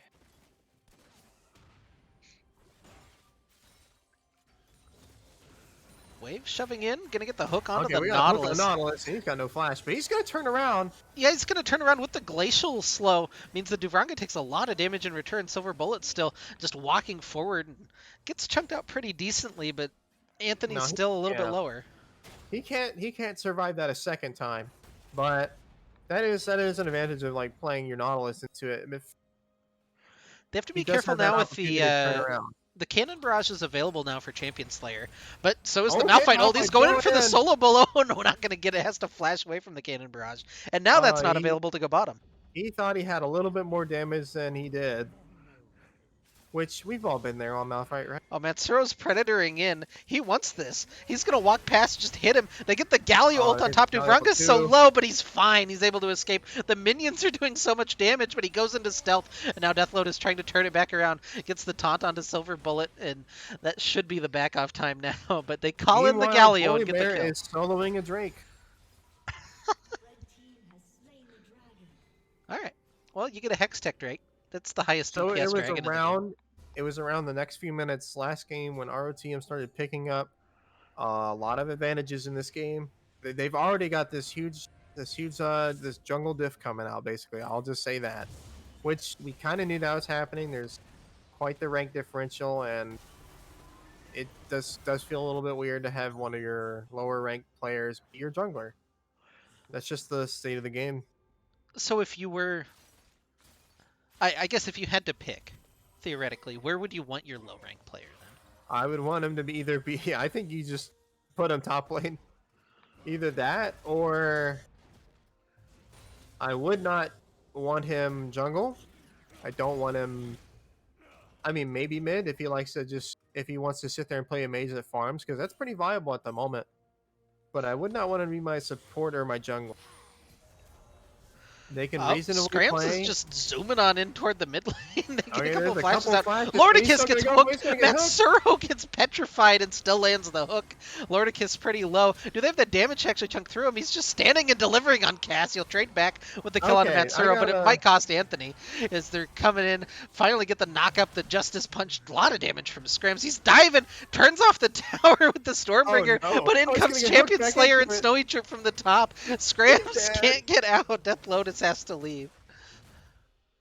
All right, that was a sick hook from Anthony, though, right? Are we giving him props for that? Yeah. Because I am. And also, Cass just happens to be like at max range for another E onto Blitzcrank at that time. That was just what do we call that? Call that a fiesta. I think La Cucaracha is playing. What is happening bot lane right now? Twitch is playing the role of Solid Snake. He's gotten behind Jinx. He's gonna get a solo bolo. Is he? Oh, yep. I think Oh, he is. no. The last couple of ticks of poison for the solo kill for Colonel, I'm Duvronga. behind the Jinx. I'm gonna go in. Colonel.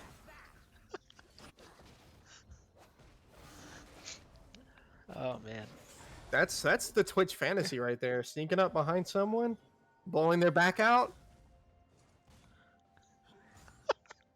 Jesus Christ. It's 4-3. This is quite a game that we have going on. Death Lotus. Gallo's gonna look for a taunt here, and he's not gonna get it. Yeah, Matsuro Predator Blitzcrank's his way running in. Can he find the hook? Oh. He's playing the mind games, dude. You know, you gotta miss one so that they're In confident that they reality, can I dodge. think in reality, I think he should just go for it when Cass walks to that space between the turret and the wall. That's probably the optimal time to try, but you know, maybe he knows something I don't. You know, you gotta get in their head. You want to see where they're gonna dodge. If you land the hooks every single time, you don't know where they're gonna dodge next time. But if you miss one, you know where they're dodging. I suppose. You don't have to pretend like that was intelligent. This is a... Wow, that's the smallest miasma I've ever seen. I didn't even realize you could cast it so close to yourself. Yeah, they removed the minimum range on it for some reason. That was a cast buff not too long ago. Well, I don't see the point in throwing it between you and Galio if Galio's already used his E. Does it I think it interrupts W, if I remember correctly. for some I reason. think she was a little late for that. Yeah. Why would it interrupt his channel for taunt? Because it interrupts channels? Maybe that's wrong. I might be don't thinking think of a it different does. ability. Yeah. You might be thinking of it interrupting like Fiddle ult. Oh, the point blank petrifying gaze. Lordicus is going for it. Death Lotus, I think he's bit off a little more than he can chew. He's got to flash away. Q lands on him. Meanwhile, in the bottom lane, Scram's going in. They hit the cannon barrage just for a little bit of safety. Duvranga just layering in the autos over the wall. Matsuro gets the hook. They'll get one kill, but it's traded back. In comes the Galio ult trying to save Matsuro. One more auto, not quite going to finish him off. They shut. Jesus, everybody's dying. Lordicus is now going to come in. Death Lotus has to be careful about how he plays this, but he's going to be able to leave bottom. It's a 1 kill advantage for ROTM in the bottom lane. Yeah, and Twitch is now 4-1. I think he just bought items, or maybe sitting. No, he didn't die. I'm stupid. So he's definitely got his mythic on next back.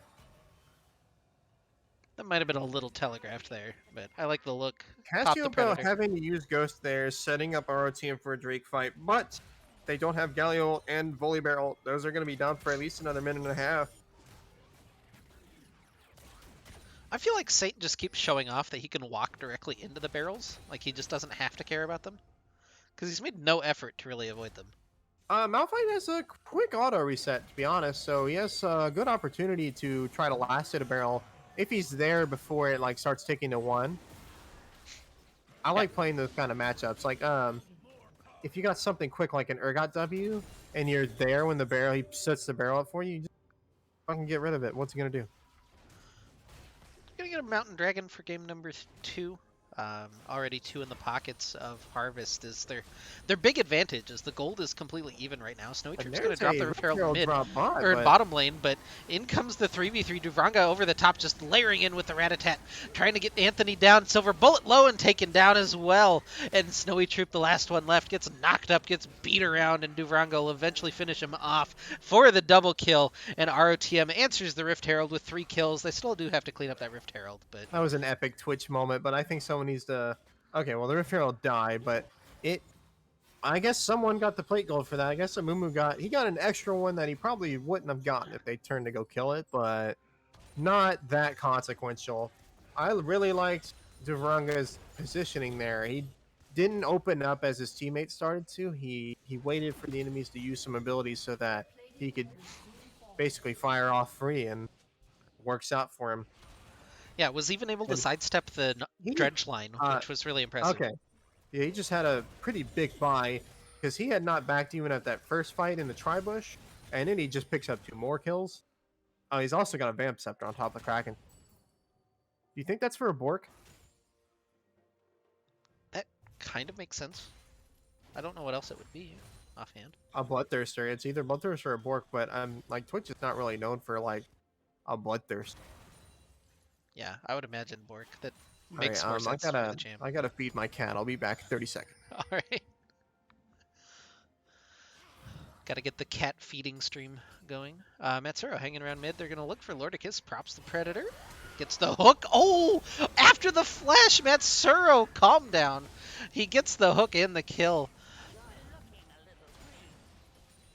Damn. All right, I'm back. Coco has food now. And mid turret is going down. Yeah. There's a GP ult on it. They'll drop the Okay, that'll GP save ult. the tower. That'll save the tower for now. But I don't know. I'm thinking he probably should have saved that. Yeah, he might want that here in a little bit, but Also, I'm kind of worried for this GP. He's doing the Essence Reaver build. It's going to leave him kind of squishy against a lot of one-shot capability. And even in the mid game, Twitch could sneak up on him and like one-tap him because he's got no bonus health and no bonus armor. I think if Duvranga recognizes that, that's going to be very effective.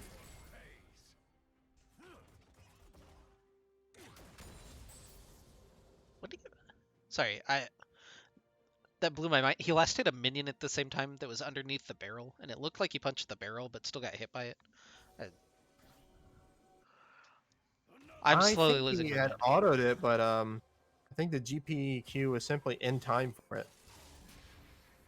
Sometimes it feels like you get robbed in those trades. Oh, it's been a nice couple of months without having to play against GP all the time. Well, have I got a buff for you next patch? Oh yeah. Because GP will be back and in Oh well. numbers. I've got all reliable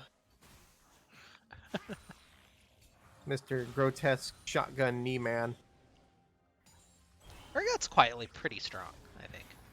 I feel like he's been maybe not particularly Scrams is pretty strong, low. but The flash at forward, though, least from Matsuro, reliable for trying to get me. the hook.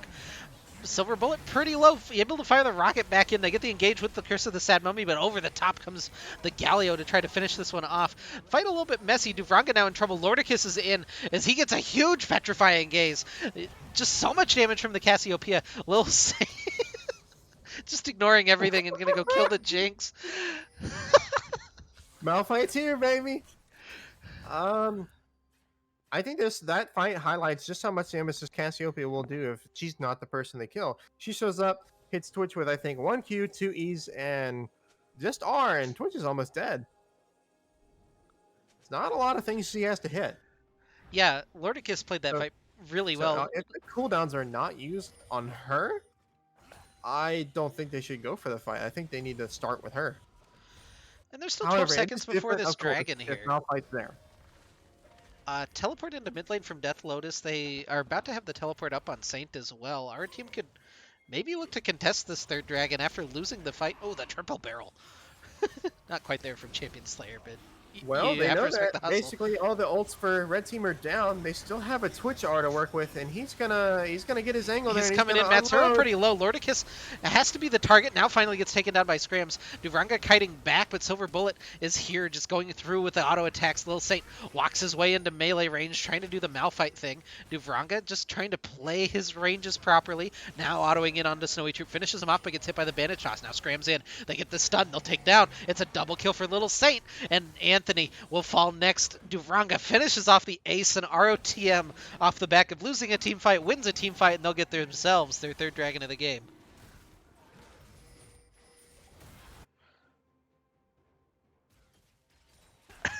I think OME simply has to remember that Twitch is going to show up somewhere, and they've got to assign someone to deal with that. Otherwise, he's going to free hit, and they're going to lose all their HP. Yeah, the rat character seems a little bit strong in this game, and yeah, I think they've got to have Nautilus watching for the flank while Amumu is on the engage, if that's what they're doing. Then again, it's hard for Amumu to go in alone. He's not going to do much damage. Also, Malphite did not build AP like we might have expected. Yeah, He's going for a Frostfire Gauntlet and probably a Fimbulwinter. I think that's still okay. He can buy a lot of time off of the Jinx, and if he forces Cassiopeia to hit him and not other people, that's also a win. Yep, they're going to drop the Rift Herald in bottom lane, be able That to was pick up an their awkward second Rift tower of the Herald. game. Yeah, a little awkward, but they got the turret for it, so I guess that's something. And it's not the big snowball that we saw last game, and somehow objective bounties are up way sooner. I don't understand how The they GP work. is going for the Prowler's Claw build against 4 melees with high CC. If I'm playing against this GP, that's a blessing. Silver Bullet Jinx is dead. That's a yikes. Yeah, the Rat Founder. And that's his 9th kill of the game. Already up to legendary status on Duvranga. Do you see like GP's lack of health, losing him in like trade to a tank Malphite? Yeah, if I were Saint, you just call one person up and you kill this GP under tower. Pretty much whenever you want to. I think you just have Volibear come here and you dive him. Okay, cool. Good hook gonna land onto Snowy Troop. They get the knock-up into the knock-up. Do they have the damage? They finally do with the Everfrost, as Death Lotus doesn't care about your turrets. Duvranga takes his health. Oh no, walks into the cast. The flash R from Lordicus will find him and get the shutdown. In comes the Jinx Rocket as it's another good hook from Anthony. Double kill for Lordicus, and now ROTM has to flee away from the Snake Lady. That was exactly what blue team needs. Cassiopeia just got handed 1,300 gold. Betty Whitesnake out here on the Rift, and representing. She's gonna have her second item off of that. Whatever she's got with that Giant's Belt and her Amp Tome, which is either Demonic Embracer or Rylai's, I believe. I think she's got that item already off the back of all this money, and this is objective bounty on the turret as well. So she can have a nice item to play with, and that's more survivability and damage for whatever fights are next. Um, I think they blue team. I mean our team is I think forcing the issue a little too hard. They don't need to go for pulling a Moo to try to pick it. I like Twitch picking off the Jinx wherever that happens because that slows down her farming. But overcommitting for that dive to kill a Moo ends up with Cassiopeia getting a lot of money. So, and a little bit of a throw. We will see at the next dragon fight how much of a consequence that has. Yeah, that's the big one. That's the Mountain Soul potentially for Return of the Middle Oh, and Sticks. what a great soul to have if you were a red teamer with your 4 frontliners Make him even beefier. building lots of HP and stats. Oh, Snowy Troop clearing out the ward. Matsuro gets spotted by the sweeper. Now RTM trying to... I don't really know what they're looking for right now. They're kind of looking for mid priority, but they know that OME is already grouped up around this dragon. So it's just a shove in right now from Saint and Death Lotus in the side lanes. Trying to maybe spread OME out and make sure that they're not all grouped together for this 5v5 fight. Perhaps, well, GP is just going to be here at the start. If you can get some barrel set, okay, ROTM's just actually, they know. So they have some time to do this Baron. There's not going to be a response in time. It's just going to die. And, you know, they can ignore this dragon and just slam it down mid. Ooh, They Death could pick up Lotus. maybe 2 turrets. It might cost him Death Lotus here, but I think that that's a trade you're willing to make if you're He's got to know ROTM. something's Oh, up. he's got the gotta Sixth know. Sense. Yeah, he's backing off right now.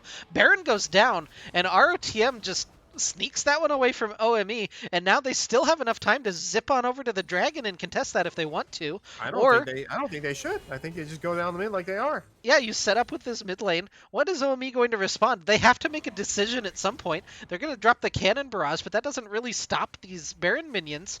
The recall's coming through, but they're going to already lose a tower, and Anthony, Silver Bullet on the side. They can't split up. There's still 3 people in the Dragon Pit right now as they lose their first tower in mid lane. Death Lotus has Galio's spotted gonna them spot out. Yeah. What is the decision here? The Dragon going down finally. Silver Bullet helping out over the wall. Lil Saint just going to walk in, make himself known. The Dragon does get taken down by OME, but ROTM...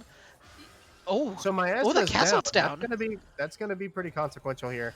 Scrams go, and over. they know it. Get the hook. They jump in. They get the stun down onto the Jinx. The flash over the wall is really nice from Silver Bullet, but they've already lost Anthony. Lordicus just trying to kite out. Do they have the CC to actually lock down the Cassiopeia? Oh, Not Malphite's on the yet, front. He's got but- ult. He's got ult. He knows Jinx doesn't have flash. Yeah, Silver Bullet and Lordicus over the wall. Here The we double go. Malphite ult into the Galio ult. Lordicus has nowhere to go. The hook from Matsuro just for a little extra, and the shutdown goes to Duvranga. And ROTM now still have Baron, and with 3 down, they can push mid. Shard moment.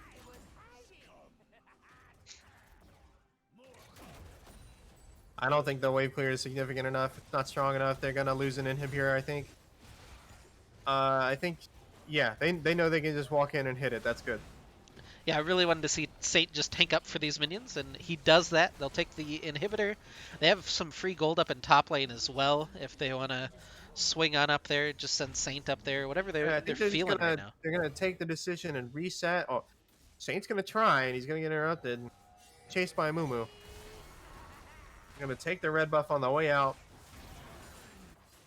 Yeah, I think if they reset and get back on the map, they have more time to work with this Baron. They could look top, finally get that turret. But yeah, all of a sudden ROTM's blown the game wide open off of that little sequence, able to sneak away the Baron, then find a good fight around the Dragon. It's an impressive macro call there, kind of the gamesmanship, if you will, from ROTM to see Yeah, what going for cards the- that OME were holding and kind of circumvent them immediately. Opting for the Baron was just so smart, and it's kind of a no-brainer. You know the enemy team doesn't want to let you get soul for free, so you know they're going to expend their wards in the area, knowing, and if they're there, then they're not going to be around Baron. So excellent call from them, and they managed to get Baron with 30 seconds still left on the Dragon spawn.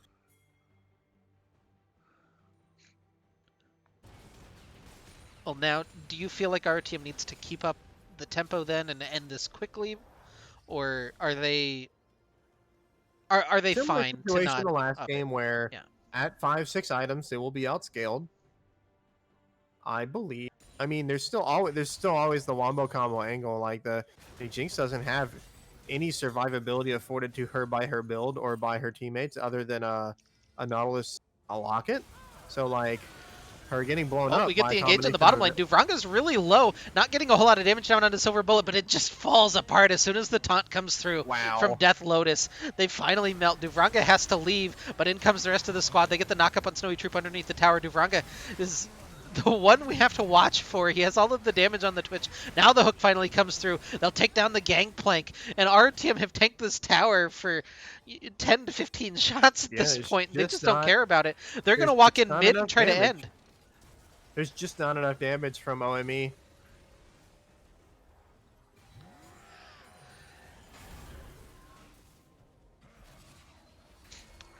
So four in casters comes on 3 items, but like I don't really see GP offering much.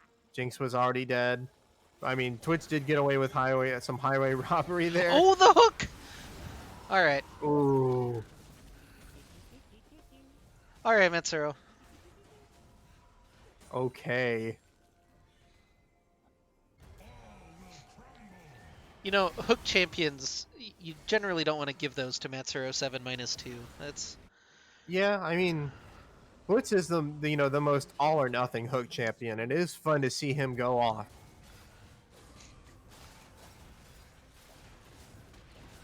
Oh, it's a 7,000 gold lead now for Return of the Middle Sticks. They have the opportunity now in 45 seconds to return to the scene of several crimes this game and finally close out their Mountain Soul. And OME, do they have enough left in the tank to try to fight this dragon? Lordicus is about to come up off of his respawn. Have they scaled enough to really take a fight in this situation? I think it just sucks to be Jinx and not have your LDR completed against a Malphite and a Volibear. Oh, They're gonna hook Nautilus over the wall. he doesn't have flash to get back over. Poor Anthony is just stuck in the battle dome. He gets knocked up like 19 times and finally taken down and escorted back to the fountain by Death Lotus. Duvranga's doing a secret mission though. Secret Agent Twitch out here. Solid Snake. Lordicus, Snowy Troop, and Silver Bullet have to leave, and there is no contest available for this Mountain Soul, and that makes this comp even that much more scary for Return of the Middle Sticks. He's just gonna find a GP. I mentioned that earlier. He just needs to show up on GP and kill him in 5 hits. I didn't even know that was 5. That was pretty quick. That was 4, but he was already missing a lot of HP to supers. So, in a different scenario, maybe it's 6. That's not a lot of attacks to tank. That's a very small amount. Yeah, Matsuro looking for the hook. Oh, He's gonna gets find Anthony. the 5 on Nautilus. Yeah, the fat-ass Nautilus blocking the hook for his Jinx.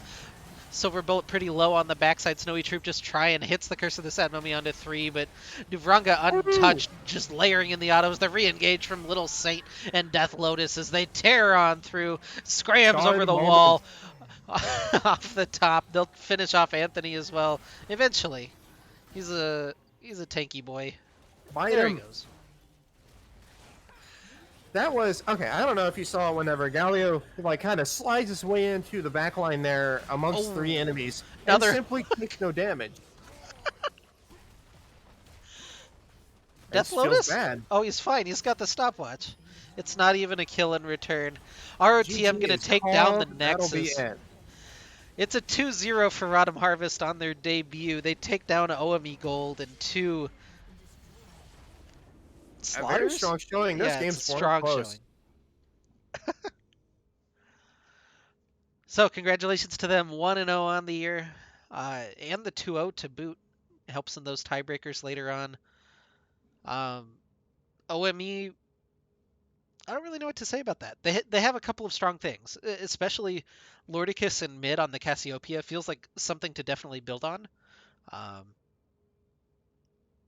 Yeah. Once again, I think it was the same issue as last game where maybe with the exception of bot lane this time, but it seems like they don't really have a lane to play for, or they're also kind of opting into like jungle matchup, like at least in game 2, a jungle matchup that kind of hard for Amumu to play into. Volibear definitely wins those 1v1s, and then hard to really gank for the GP lane. I suppose if you're having to deal with a 2v2 against the Volibear and Malphite, can't really gank the Galio unless you have a good as good bandage. But I don't know that I think RO team has a better handle on their early game playing around their jungler. Or I guess him in this situation was him making his own lead with that first blood. That was pretty wild. All right, well, that's going to do it here for us tonight. Thanks, Remnon, for joining me. Appreciate having a cast with you. We'll hopefully have you back some other time. We're going to go raid Aegis, I guess. They're the only ones on right now, so go say hi to Aegis. We'll probably be playing in their leagues next split. I don't know what's going on there, but go say hi. And thanks for joining us. The next cast, I think, is going to be Lane and Firelight on Sunday night. Have the third place match for Junior Division, so that should be fun. Some good memes, and we'll see you guys then. All right, I hit the raid button.